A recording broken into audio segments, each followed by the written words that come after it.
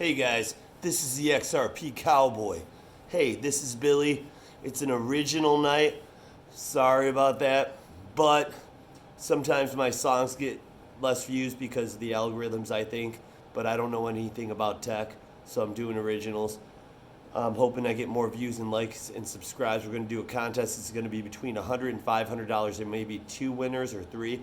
I just got to get to 1,000 followers. Help me out. I don't care. I'm not trying to make money on YouTube. I got money. It doesn't matter. I made it in crypto. I'm an OG. I'm not like fucking trying to be a dick. I'm just saying I just want to reach out. So please help me out and like, subscribe, and share it to a friend. Say, this drunk motherfucker, listen to him. Other than that, fuck it, bitch. My dreamers. The Bible says I will forgive my brother 7 times, 77 times. But I'm at fucking 777 times with fucking BitBoy. And this night is about you, motherfucker. Stop fucking stalking me.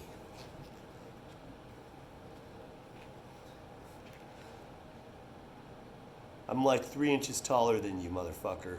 I have to duck to go through a doorway. Don't fuck with the cowboy. He'll fuck you up.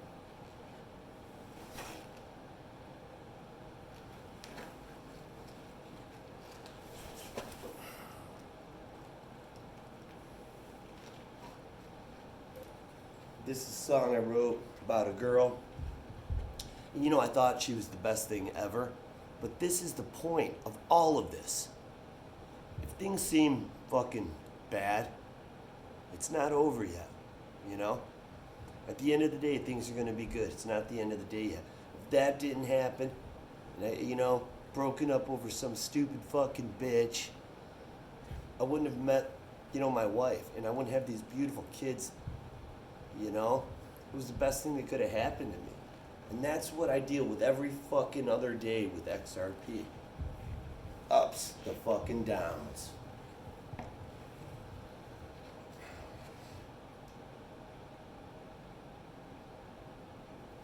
Probably a fucking good thing, right?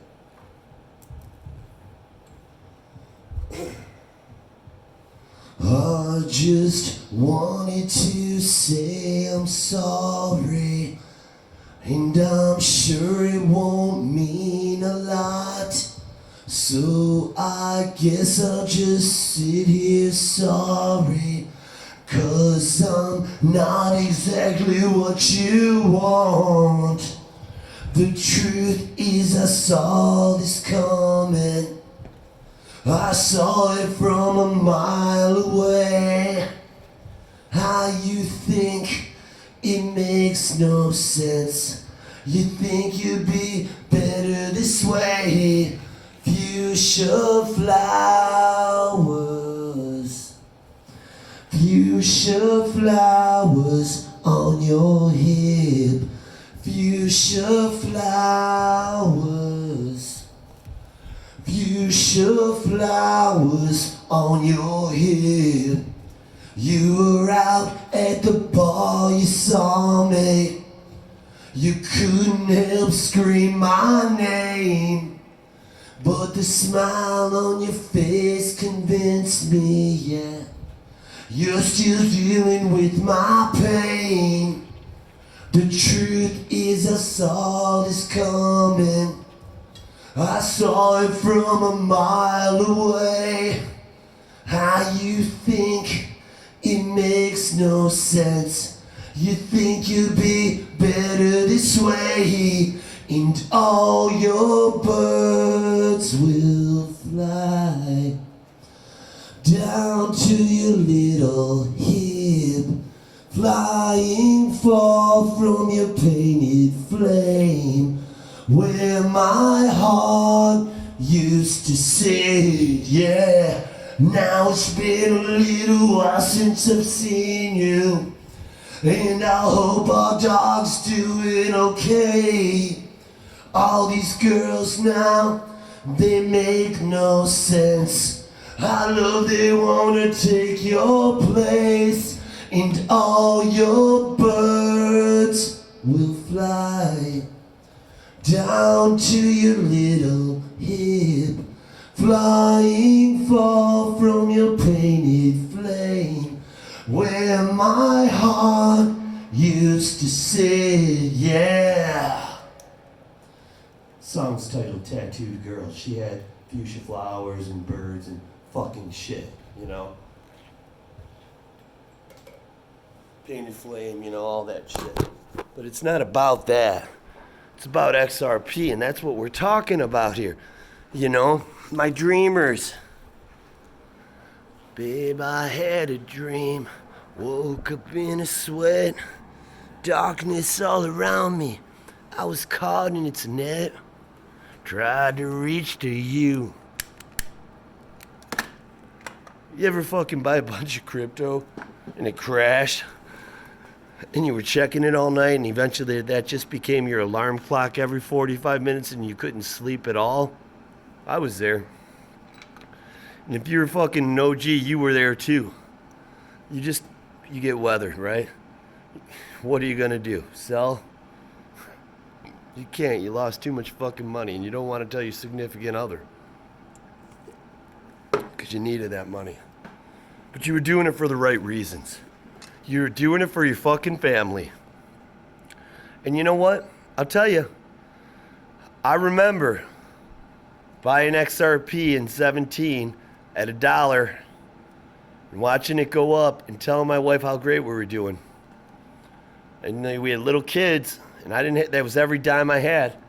And then it started fucking crashing. By the time it got to 45 cents, I fucking just felt sick. She'd ask me how things were, and I'd say, everything's going good. Everything's going good. Kept dropping. But then I got my fucking win back. Dropped so much, I said, do you believe in this? You better start fucking figuring out what you own, asshole. And that's when I did it. And then I got fortunate. The price dropped below 30 cents, and I started loading the fuck up. Backing the truck up. The business was doing good. And guess what? I'm set now. The biggest mistake I ever made became the greatest fucking accomplishment financially of my life. So I always tell my new investors, I say, diversify through time. They're like, I got 10K or I got 5K or I have $1,000 I want to put in. Don't put it in days. Spread it out over a few weeks. Take $1,000, take 3 months to buy it. Because you need to get the fair price. Diversification through time value. And if it jumps tomorrow, guess what? It's a high quality problem. We want high quality problems. You're mad because you made money. Everyone's going to wish they invested more. So what I tell them is when the price goes down, you should pray it corrects 80%. I don't think it will at this point, but who knows? I've been surprised before. Because then you can accumulate. The best thing that could have ever happened to me was XRP dropped from all-time highs of $3.80 whatever cents all the way down to change. Less than a quarter. If it wasn't for that, I would have owned 6,000 XRPs, which is great. If you could own a couple thousand. I know people that do. You're just going to be waiting a little longer, So, this video is about inflation. I promised you guys would make it, and I started early, which was a mistake, so now you got all these fucking videos. And the good news is I haven't seen fucking BitBoy in about an hour. That dude sweats a lot. Like, it's running down, it's getting his eyes, he's wiping his eyes like you can't see. When that guy's upset, he fucking sweats too much. And BitBoy, I'm telling you right now, you better fucking post some Songbird shit with US Binance, or the Cowboy's gonna start doing fucking drive-bys. And you don't want that. Fucker. My wife ever fucking sees you again and has to call the cops again, your fucking ass is grass, bitch. That's so hillbilly. Your ass is grass, bitch. Yeah, that's mint. That's fucking awesome, dude. Hyperinflation. My buddy I was talking to that lives a couple doors down, like actually 8 houses away, 9 houses away, lives a block over, was telling me he's an economics dude. That's his job. He was like, yeah, inflation's at 3%. This sucks. I'm like, motherfucker, are you fucking stupid or fucking high? Are you fucking high? I know you smoke the fucking reefer, which is nothing. There's nothing wrong with that. I'm just saying, are you fucking high? 3%? I was telling you back when they started printing money that the US dollar should have fucking no value, but it's the only currency worth investing in. That's what keeps it on its fucking pedestal. And that's probably the best thing that happened when they took us off the gold standard. However, it's all going to change. The whole financial system's getting flipped upside down. And every 100 years, there's a different fucking world currency, okay? And it's been 100 years, guys. That's why I started telling people to buy gold and so many things. No one listens to a fucking hairdresser. Except for fucking people that have a fucking intuitive mind. So, if inflation's at 3%, I wouldn't notice that. It would be insignificant. But I know this. I go to the gas station a lot more because of the price of gas. And it's significant. It's a lot more than 3%. I don't even fucking know. What's it up from a year ago? 30, 40, 50, 60%, 70%? I don't fucking know. But I know I used to go once a week, and now I'm going twice a week, and almost a third time. Doesn't feel like I'm driving more. So we've got that. Let's just say it's up 30%. Oh, that's inflationary. Okay, we bought steaks. I don't know what fucking cows have to do with supply chain. Maybe it's moving them and stuff. That's fine. I think it was like $30 in steaks or something that we usually we get them for like $28, and we paid like almost 40. Okay. Almost 40. 30% there, right? Let's fucking forget about that. Used cars because of the chips. It's the chips with the cars. It's always something, right? They're up in 1 month. Well, I don't want to say 1 month. Maybe it was a quarter, but whatever. They were up 35%. Okay. It's just chip shortage, okay? Gets so much better. Wood.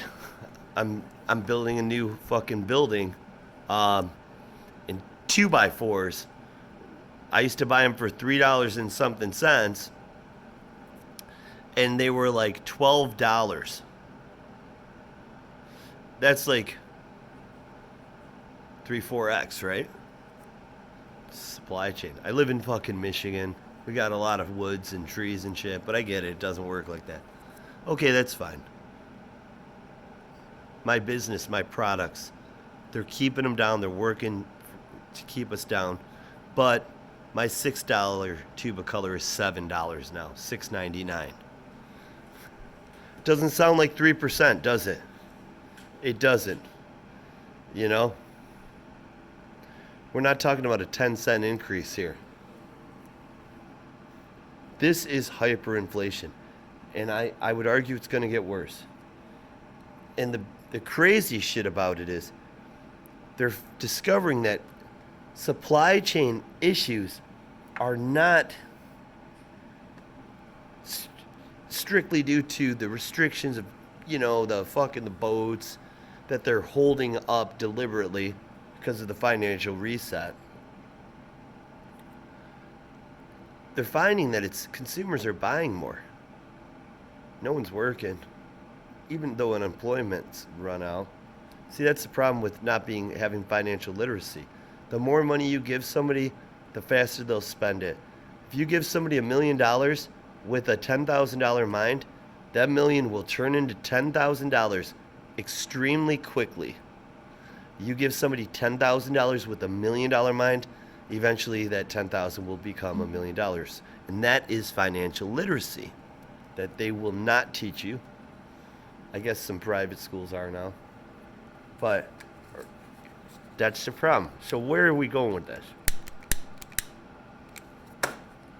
My dreamers, I'm not saying you don't know this, but if you don't, I'm trying to help, because that's what I do. My life is about helping others, you know? So how's this work? So people are buying a shit ton of shit. Everything's inflated. What's that mean for the stock market? It's going to be inflated. So we're going to see stock, all these rich people getting richer and richer and richer until, you know, the everyday Joe runs out of money because they're spending so much. They run out of credit card balance. Now they have to pay for everything. Now they can't buy the new Apple phone.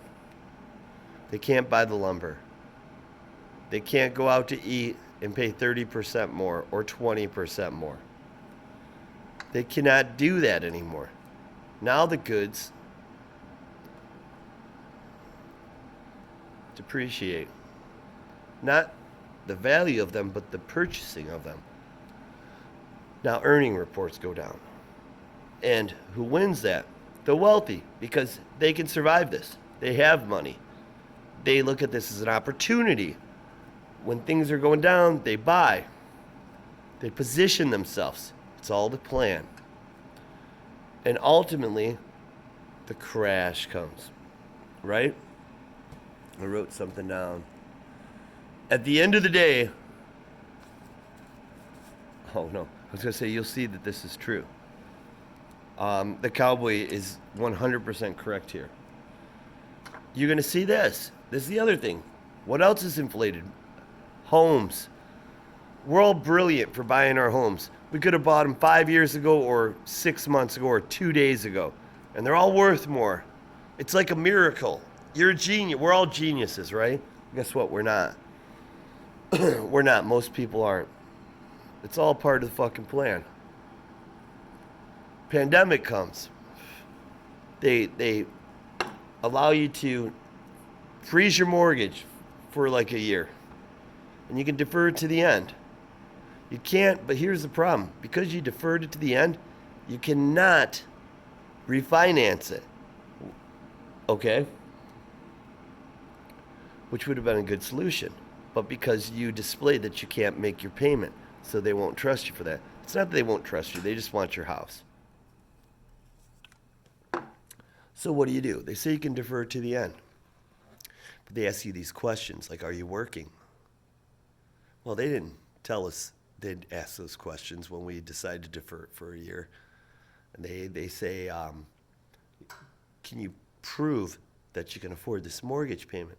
And unfortunately, there's a lot of clients of mine telling me that they can't. And they tried to prove it, and they didn't allow the deferment. And now, I thought, and you got to remember, take this with a grain of salt, that everyone got deferred. But I have clients saying that they have to sell their house or they're going to lose it to the bank. And one of my clients lived in their house for over 20 years. I mean, they've got less than 10 years left. And it's looking like the bank, like, to be honest, I wanted to help them.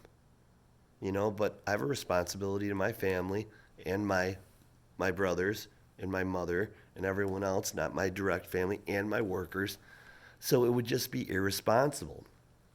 And, you know, if you're a biblical person, this will help you. When people want to borrow money from you, just say, I can't until all my debt's paid off. That's what the Bible says. The Bible says that. It says it. I wish I could quote it right now, but it says you shouldn't give anybody any money until all of your debts are free. You know? And I am a very spiritual person. I have many beliefs, though. I don't know which one is correct. But I do know there's something more than just this. The miracle of human beings wouldn't exist if it was just to end. You have a round head. Because if we had square heads, we'd all be dead of closed head injuries. Because square, flat objects absorb impact significantly more than round. Round objects roll off and bounce. You get it, right? So point is I see something happening with the mortgage market too. And this shitstorm is all going to be timed perfectly. Kind of like the pandemic and the social rage of the division of races and everything else. How coincidental was that? Why haven't we seen it since the narrative, the objective was accomplished? You know? And I'm not even saying it's had anything to do with the election. I'm just saying there was a narrative and an objective. And it's fucking ridiculous. You know, everybody, we're all human beings. You know, I'll even add that, we've had a black president. We've come a long way. You know, and I know this is kind of fucking wrong, but, and I'm sorry, some of my followers may disagree with this, but, I don't believe in erasing history because I think it tells us where we're at or how far we've come or what needs to be changed. So I think, these statues and stuff that are offensive, I understand that. But I would use them as motivation. I don't want to erase it. I don't want to deny the past. The past fuels me. I'm a technical analyst. If the past didn't exist, I would have no future. I would not be able to see tomorrow. So, it's fucked up, right? But I'm not, I'm not like in bed with anything, right? I'm in bed with a lot of things, but I'm not in love with anything, right? I'm just making conversation, food for thought. Tell you this, I love people, and yeah, that's kind of a shitty comment, because you see what I'm saying. I'm like implying I love all people, right? But I have my stereotypes just like everyone else, but it doesn't ever get in the way of me of loving a human being that's cool or fucking I'm in my corner, right? It got way too fucking serious. But bottom line is, when all this shit fucking comes to a head like a fucking pimple on your ass and pops, that will be when the phoenix rises. XRP to the fucking moon, my dreamers. Right?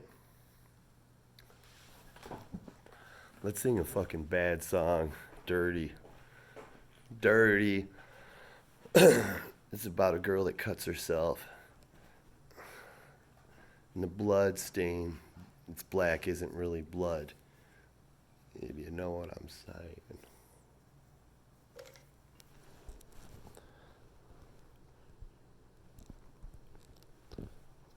Don't. You guys can end the video now.